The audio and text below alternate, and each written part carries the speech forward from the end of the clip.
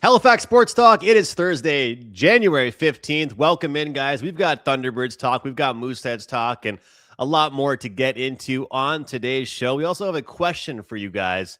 We want to hear from you about this. So we'll talk about that towards the end of the show. We already kind of touched on it on the last podcast, but I want to reiterate that question. Dayton, how are you, man? Good to see you.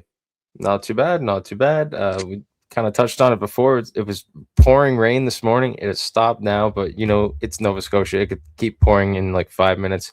It definitely poured on the Halifax Thunderbirds this past weekend, and I'm hoping the Halifax teams kind of are given a break this weekend. Halifax Mooseheads have 2 games. The Birds play this weekend against the Mammoth. They're in 4th. Birds are in 6th, though it'll be a tight matchup. So hopefully Colorado's 3-3 by the end of this weekend. Well, exactly. We'll hope for that. But I was joking around with Jeremy saying it seems like both the Mooseheads and the Birds have kind of been on the same page. Like when one of them wins, the other wins, and vice versa at the same time. And we had a great episode last week together. It was really fun going over both games. We had to look back on the Saskatchewan 2-game set. Of course, we had 2 games to look forward to. And honestly, I didn't know how common it was to have back-to-backs. And obviously, we definitely saw the impacts it can have because, well, we'll go into it with Jeremy, but this Halifax Thunderbirds team, they got served a little bit of revenge pie because Oshawa got them back after their home opener, the great game they had against them. And this Halifax Mooseheads team, look, I think you and I, we've been talking about it for a while. The big thing we just want from them is some type of consistency. So we'll see what can happen from them this weekend. But I look forward to a good podcast. Yeah, definitely. Jeremy's backstage. Why don't we bring him in? How's it going, Jeremy? Not too bad, guys. How about you guys? Oh, well, it's going well around here. As long as the teams do well this weekend, I think everyone will be in good spirits. I was saying to you guys backstage, man, I'm going away after they've been away for a couple of weeks, both teams, and now I'm going to be, out of town. It's like the one time I was trying to line up a Thunderbirds game. You got me excited though last week, Jeremy. I did watch that game on TSN.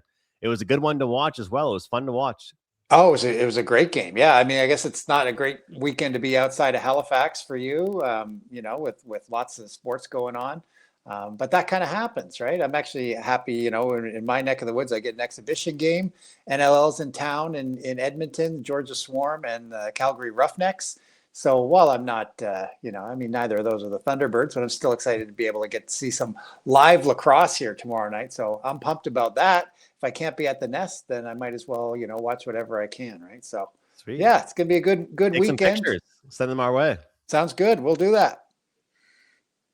Well, let's go over last weekend. I mean, we don't want to look back too much. It's important for us to look forward to the future, but it was a back-to-back 2-game set, and you and I were saying together it's going to be hard to go 2-0, right? So we were trying to pick which game would go well, which wouldn't, and obviously I mentioned off the top the revenge factor was there for Oshawa, but let's start with the positives. You mentioned to me that it was going to be a physical and a motivating start on that Friday night game, and I'll tell you what, it was exactly that. This team had some spark. They had some fight to them. They had some grit. I saw a lot of shoving after the whistle type stuff. These guys seemed like they were really into it. What did you think about that Friday night game? Friday night game I thought was really exciting. I mean, in terms of goal scoring, we didn't see the fights like I expected to see in the first quarter. My prediction was a little off on that. That didn't happen until I think the fourth quarter of the second game. So, it was like 30 hours later on that prediction. Some of my predictions are close, but a little bit wonky, right? Like if you look at last week, I said, okay, I've got to go with 14-11 Ottawa at some point, thinking Halifax, I got to bet against Halifax, but also trying to do a little bit of a reverse curse. It ended up 13-11 for Halifax. So it was kind of just a reverse there. Basically what I was saying though was we were going to see a pretty high scoring game, and we did see one of those. We had a huge debut out of Will McLeod, right? 4 goals, 2 assists. For a guy who's just coming on new to the Thunderbirds to put up 6 points like that and say, hey, I know we've got Clark Petersons, we've got Randy Stotts and Captain Cody Jamieson who are producing big time, but a young guy to just come on and say, to make a statement like that, that's huge. That was a big reason why Halifax was able to come out on top for sure. Warren Hill played another spectacular game. And, even guys like Graham Hossack and Jake Withers were ferocious on the loose balls with 15 and 17, I think it was respectively. So, the guys who we needed to do what they need to do, we're doing it, right? And that's those playmakers that we talked about before. But then a huge effort out of a a new guy like Will McLeod put them over the top. So very surprising with what happened in that game against Ottawa. I shouldn't say that it's a shocker that they were able to win. Halifax is every bit as good as every team in this league, but to come out the way they did and get that win on the road after a couple of losses to Saskatchewan was a huge statement. And yeah, it started the weekend off right anyway.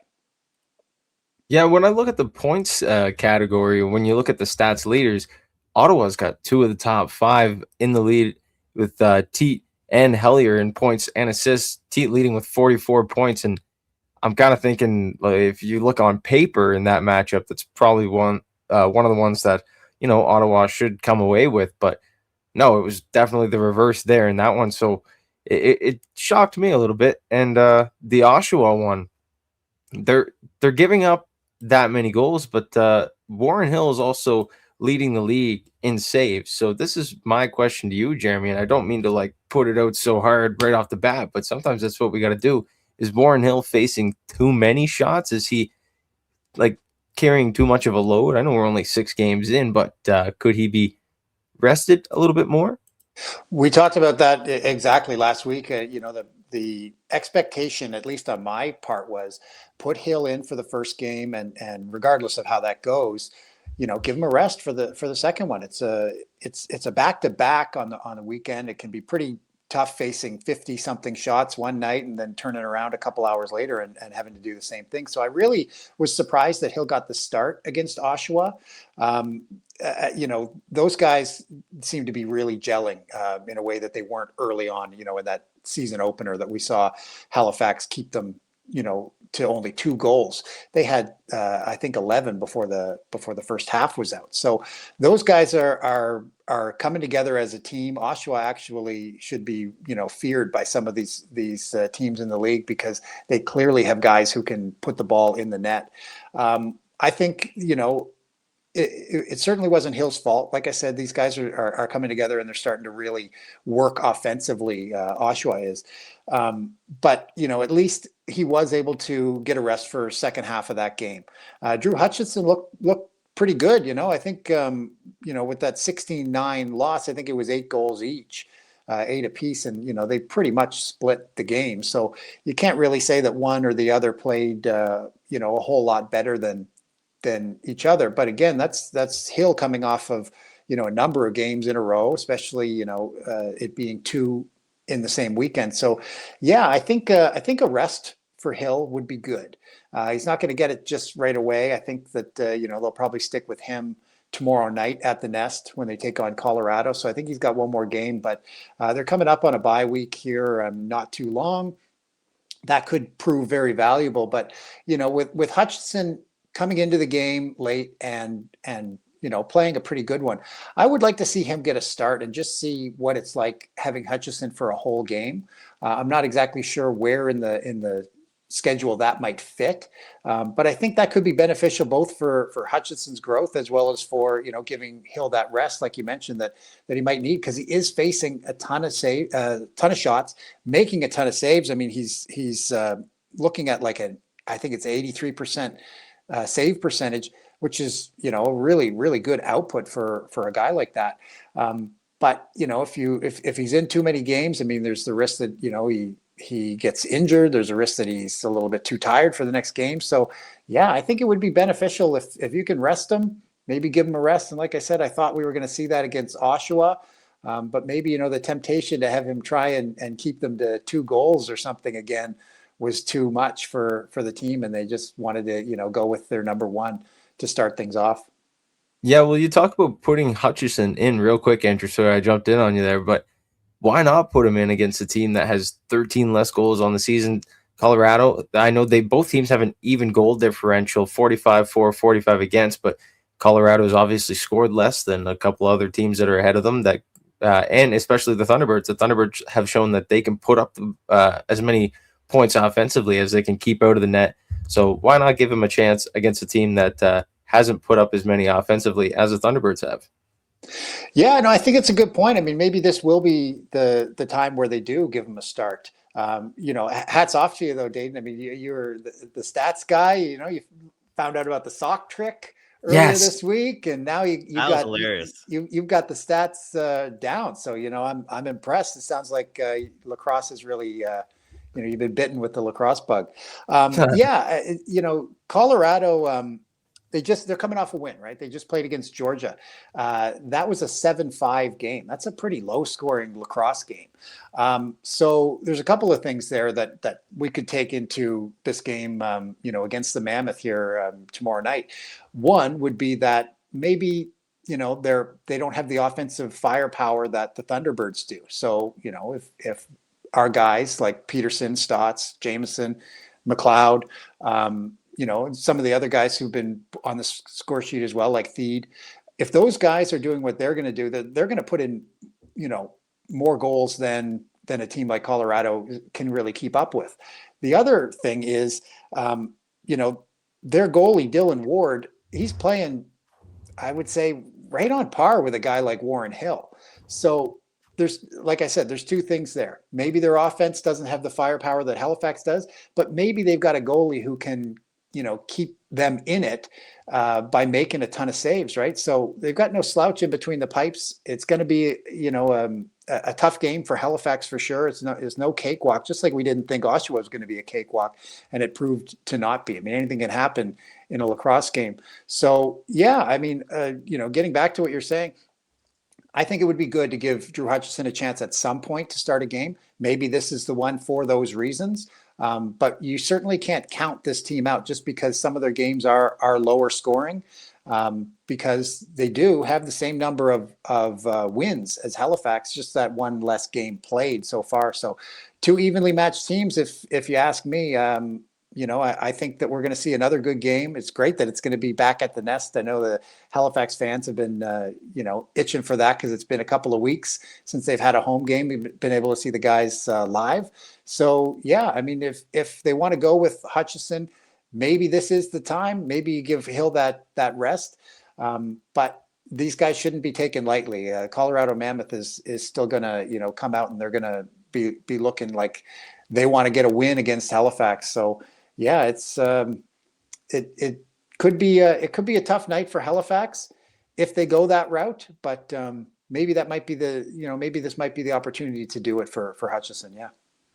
I remember asking you last week, like it was nice, like back and forth, kind of just going over different things for the team. And I remember asking you, like, what's more concerning, the offense or the defense? And, I know that for different sports, you look at, okay, what's an acceptable number of goals or runs or, touchdowns, whatever, to let in this said game. And we're looking at, a situation here where it was 11, 16 here. So, I mean, in your head, what is relatively acceptable? It's not going to always be like how it was against Oshawa in the home opener. What should a target be for this team? And, if you're the Thunderbirds right now, obviously that was a back-to-back scenario. So giving up 16, we can kind of wipe that away a little bit. But what's the most concern for this defensive play and how many goals they're giving up? Yeah, we'll hope that the 16 was just like the outlier, right? And the one that you can say, yeah, that one doesn't count, right? And I guess on the other side, the two goals against in the first game might be the same sort of thing, and we'll kind of find our sweet spot, right? Anytime in the NLL that you see a team letting in less than 10 goals, a lot of the time they're going to be, getting a W out of that. So like I mentioned, this last game, Colorado and Georgia, 7-5. I mean, that's a low scoring game. You often see teams letting in the 10, 11, 12 kind of range. And that could be a tight game. It could be, like we saw here, 13-11 just the other day with Ottawa. That's a pretty on par kind of lacrosse score, I would say. Okay. So if we're, whether it's Hill or it's Hutchison in net, if they're looking at the 40 to 50 kind of range shots and they're turning away most of them, they're getting, they're going to keep the score, the opposing team to scoring about 10 or so, then the team is definitely going to be, is going to have a good chance at winning this one, right? Okay. So what I'm thinking is we're going to see a lower scoring game than we have for most of the games. I think the one against Buffalo was a bit lower. It was 9-8, I think, out in overtime, which is pretty surprising because both of those teams, Halifax and Buffalo, have a lot of guys who can score. But maybe that speaks to, the goaltending and the defense as well. So I don't think we're going to see as high scoring of a game, certainly not as we saw just against Oshawa with, 25 goals between the two teams. I think we'll see a lower scoring game this time.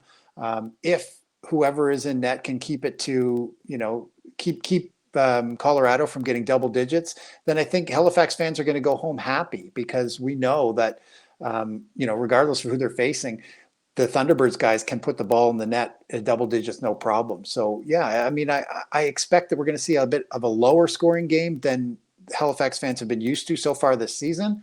But that doesn't mean we're going to see something like in some of the other sports, a 3-2 is pretty common in hockey. I don't think we're going to see something like that. So it's going to be closer to the like I mentioned, that game against Buffalo, something like that, like a 9-8 kind of thing is probably what I'm expecting. The defense that we're seeing out of Halifax and the goaltending for the most part has been great. Like you said, take off that 16 goals against, that's a bit of an outlier. But they're also playing against a team that was just firing on all cylinders offensively. So it's a tough one to point at the defense and say, you're letting too many shots fly, or say to the goaltenders, you let too many in that time. That was a tough game. I mean, Halifax still, putting 9 in the net. It was a good offensive output from them.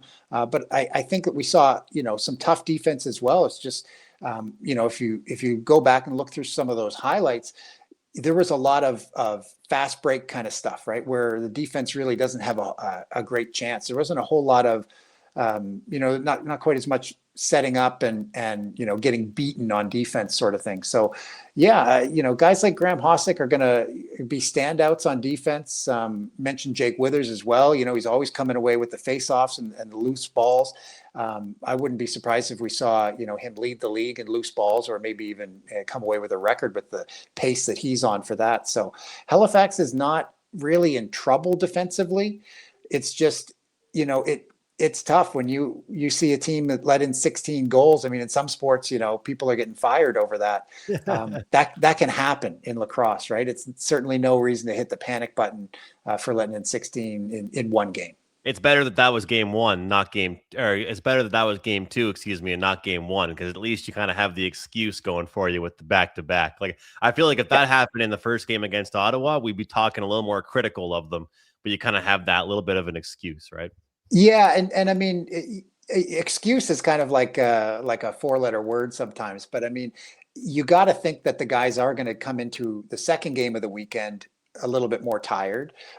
So yeah, I mean, it kind of makes sense. And I definitely saw towards the end of that Oshawa game that, maybe they were seeming a little bit frustrated, like they weren't playing the game that they hoped and that they knew that they could play. And that's why we saw, I think it was 5 misconducts for the Thunderbirds, 4 of them for Oshawa. Like the guys just, like right till the end of the game through that fourth quarter, like they would have rather just taken it out back in the parking lot rather than stayed on the floor and played the rest of the game. Like they were frustrated.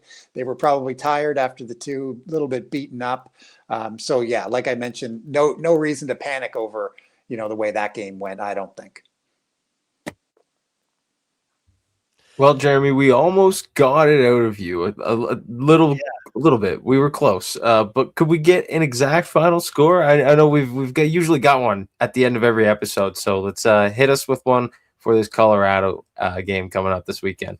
Yeah, I hesitate to give you my actual prediction because it seems like the last time I said I was going to try and do a reverse curse, and it actually worked. And then when I picked Halifax to win, against Oshawa, it went the other way. So now I'm kind of going, do I have reverse cursing powers? I don't know. But my honest opinion, I'll give you my honest opinion. I think we see Halifax at home come away with a win 11-8 against the Colorado Mammoth. That's my call for tomorrow night. 11-8. Right. There we go. Back at home too for the boys. Always good to have them back at home, Scotiabank Center, and hopefully they can get back in the win column. Couple weeks away, and to start the season off, I think it's sometimes nice to start the season off with more road games. Then you can kind of pile up some of those home games as well. So 11-8, that's the score prediction. Jeremy, we'll see you next week, man. Thanks so much. All right. Thanks to you guys too. All the best. All right. Take care, Jeremy. I am frustrated. I can't be at that game. I am genuinely frustrated. I can't be at that game, but I'll get to some other ones, and maybe there will be a time and a place where me, you, and Jeremy can get to a game together. Maybe it won't even be in Halifax. Might have to be somewhere else, but we'll figure it out. NLL, and Jeremy's going to a game this weekend, which is really nice. 100%. Before we hop off the Thunderbirds and go towards the Mooseheads, I do just want to give a shout out to Eastlake Aiden, my buddy. He's actually hopping on the broadcast with TSN tomorrow. He's going to be reporting live on the floor between the benches. It's the game that Mackie Jenner is taking over the play-by-play role for TSN, so they need someone to report. It's going to be Aiden. Props to him. So I just wanted to give a little shout out, and yeah, it'll be interesting. It gives me a real reason to actually tune into this one, like real close. See how he does. Good opportunity for him. Good opportunity. Exactly. Huge opportunity. I actually, a year ago around this time, he was in school for horticulture science. Wow. And now he's on TSN. What a mix-up. What a change. Not bad. I don't know much about all the other arenas, I'll be honest. But I got to say, Halifax has to have a pretty good home court advantage. And like this city, as I've said, and I'm not exaggerating, it certainly has embraced the Thunderbirds. Yeah. So it'll be real good for this too. So what have they now lost? 3 of their last 4 games? Is that what it's been? Or they've lost? Yeah. Because they started off, yeah. So they got to get back on track, brother. They got to get back on track. Hopefully it's this weekend. They do. You know who also needs to get back on track a little bit? The Mooseheads, because they're 5-4-1-0 in their last 10. And it's not looking good, Andrew. It is not looking good. But actually, I shouldn't say but, because they have one of the top teams in the conference coming into town this weekend in the Chicoutimi Saguenéens, and then also Charlottetown Islanders. They're also up there in the division. They're coming into town as well. So I don't know. Oops, my bad. Do you want to talk about that real quick? No, it was all good. All good. We'll do that afterwards. Afterwards. That was yeah, we have it's I usually it's set to when a photo gets uploaded that it goes right away, and I did not know it was set that way, so that just popped on the screen there. But no, let's do it. Look, this Mooseheads team, they can't really worry about what type of team they're playing. Like, you can't look at the standings and say tonight's going to be the night. Tonight's going to be a good night. And I feel like that's been a little bit of the case for them right now. Do you feel like this Mooseheads team is having trouble against the more experienced teams and the older teams? Because I feel like they're almost not playing with that same type of swagger. Like, I was looking at some game tape for some of these games they've had against some of the other teams. And don't get me wrong, I understand it's easier to look confident against weaker teams. But it seems to me like they're coming in a little more hesitant against some of the powerhouses. Sometimes you almost have to go in and say, hey, look, I deserve to be here, and just go for it. Because the more hesitant you play, the more it's going to be, you're going to just start eventually, the chances will pile up for the opposition, and then the game is over on you. Like, do you feel like some of these guys maybe are playing a little bit less loose, against some of the top tier teams? Yeah, I could see it because I know, like, when they came in against Moncton at the start of the season in the game that they played in Moncton, they started off a little, I guess you could say it was a weak start from Halifax, but they were able to push back, and after a physical first period, Halifax kind of took over the whole game. So, and after that stretch, they kind of went on a little bit of a run. They were knocking off some of the top teams, coming close with top teams like Randa. They lost to them in overtime before going on and beating, was it Blainville before, or on that Quebec road trip. So it was a good run and a good confidence booster for the Mooseheads. But lately it's been kind of tough. And you mentioned it, ever since that last loss to the Regiment, where they let in like 8 goals. Not the first one, because that was a 7-5 win or an 8-5 win. But the next day when they let in the 7 or 8 goals, it wasn't pretty. And I think that was the whole thing that kind of started the snowball. And it hasn't looked good since for the Mooseheads. They've picked up wins here and there. But like this past weekend, it was an overtime win against Gatineau. So they there's not been a convincing win ever since. How do you feel about coming into this one against Chicoutimi just based on the previous matchup? Like, does that change things to you? I feel like I've always been a big revenge guy, and I talk about it all the time, but I think that especially for younger players, and I'm not saying this just about the Halifax Mooseheads too, but specifically just in junior hockey, you got to think if an opponent put up a ton of goals on you, and I remember you and I talking about that Quebec road trip that they had. It was near the tail end of the road trip, and you know what? They just got their asses beat. There's no other way to say it. It did not look good, and they had almost a satisfied effort coming into it. If you give up 9 goals the last time you meet, you have it written down for us. This has been a one-sided matchup. You got to think that this is definitely one the Halifax Mooseheads players have circled. Yeah, I think so. It's one that you have to have circled because it's the top dogs. We're one of the top dogs in the conference coming into town in your home barn. And it's just one of those games that you kind of have to get back on track. We've talked so much, Andrew, about playing like a full 60 minutes coming out of the gate. And these are just basic things that teams are told since like Pee Wee or Adam, like since you're 12 years old. But it's things that are pretty necessary. And when you don't do those little things, it's hard. But if the Mooseheads come out and score the first goal, finish their checks, do all the little things right, it's the little things that create the wins. And they just got to really start building from the basics. They'll have that one circled 100%. Looking at the matchups here for the next one, Charlottetown and Halifax. These teams, we talk about it. They'll play the teams that are farther away from them, a couple times a year. But we're talking January 15th now. We've already seen a handful of matchups. November 8th, November 9th, December 11th, December 14th, January 9th. Dayton, are they going to play the Charlottetown Islanders 15 more times this season? What's going on with this junior schedule here? But 5-3 for the Islanders just a short time ago, of course, on January 9th. 5-1 for the Islanders before that. So back-to-back wins for the Islanders against this very Mooseheads team. And what was it last weekend when they were on the island? The offense was just so one-sided in that one. They have a tough task at hand in both matchups, really, this weekend against Chicoutimi and Charlottetown. Muted. Yeah, in the second matchup in Charlottetown, you get the junior chicken monster, Nathan Leake. He had the interview with Mavs Gillis, and he eats 2 junior chickens with bacon on them before every game with some root beer. But in the first game, you'll get a bunch of prospects as well, like Alex Wang, Maxime Massé, all the guys over in Chicoutimi that they've been building slowly and quietly, building a super team over there. Lucas Beckman coming over from the Bay Camo Drakkar as well. So they might be up in contention for as much as Moncton's been rolling and building this season. Chicoutimi might be up there as well for a Gilles Courteau trophy. So this weekend, there's going to be a lot of good teams rolling into Halifax. There's going to be some good hockey in Halifax, but that means the Mooseheads are up for a tough task this weekend.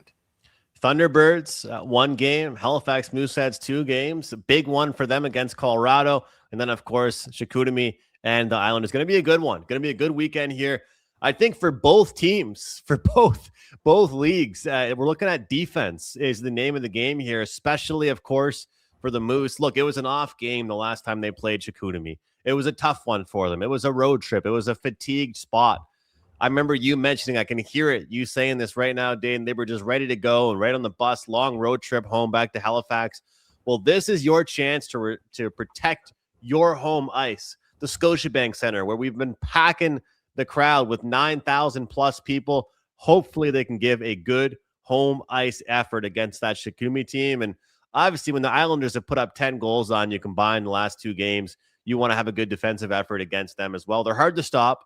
They come at you in waves. They have depth, but hopefully they can do it. And, for both these teams, they're probably just happy to be home, which is very exciting to have for both of them. Dayton, you've been doing so well with the graphics lately. And, we talked about this earlier in the week, but I thought we'd bring up the graphic that you made because I just wanted to put it out there and ask people and reiterate, what would you guys want the name to be if Halifax got a PWHL team? I'm very, very curious what the comments would be, what your thoughts are, how specific you want Halifax to be mentioned or associated with that team name, because it's been unbelievable. 2 sold out events, the PWHL coming to Halifax December and January. So we want to hear from you guys.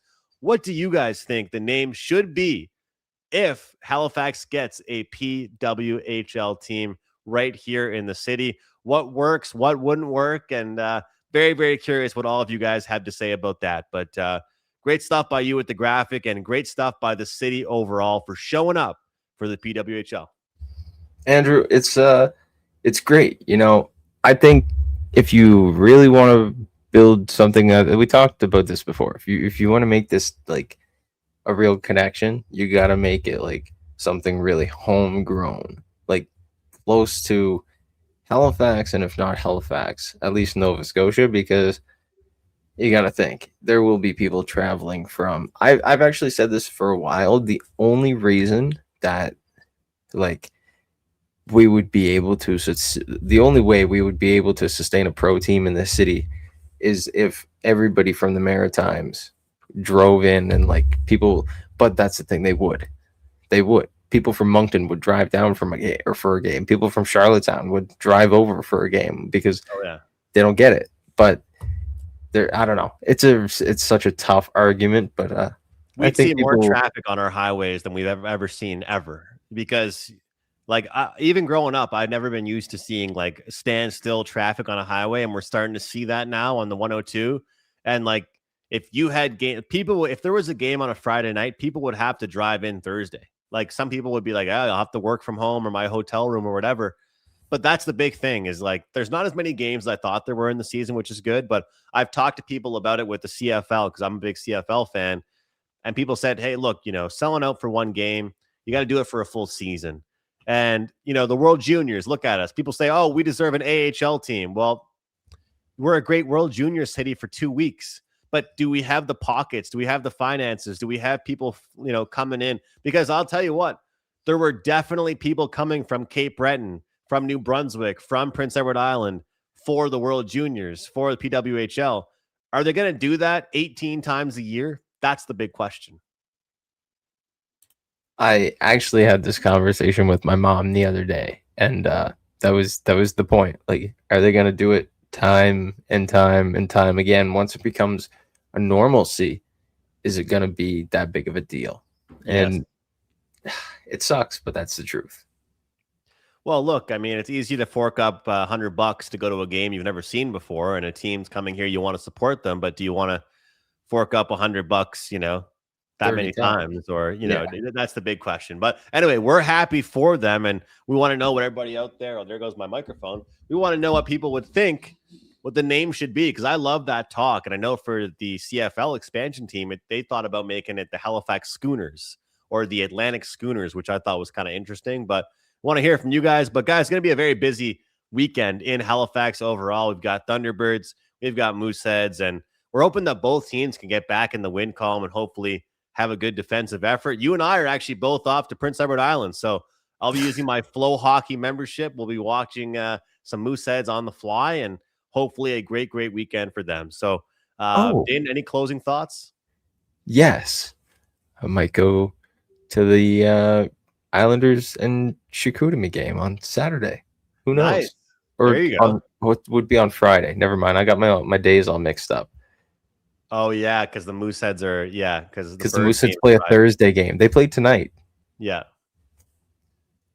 Thursday games messed me up, but that's all right. I thought I was going to go get to see a game. I guess not. All right, guys. We're going to try and get a few guests on here soon for the Thunderbirds, especially, and the Mooseheads. But that will do it for today's show. Thanks so much to Jeremy, as always, for joining us. Great insight from him. Love how much he knows about the team and the sport. And what was it, 11-8? I believe that was the prediction, 11-8 from Jeremy, Thunderbirds, and the Mammoth. Thanks for watching. We'll see you guys next time here on Halifax Sports Talk.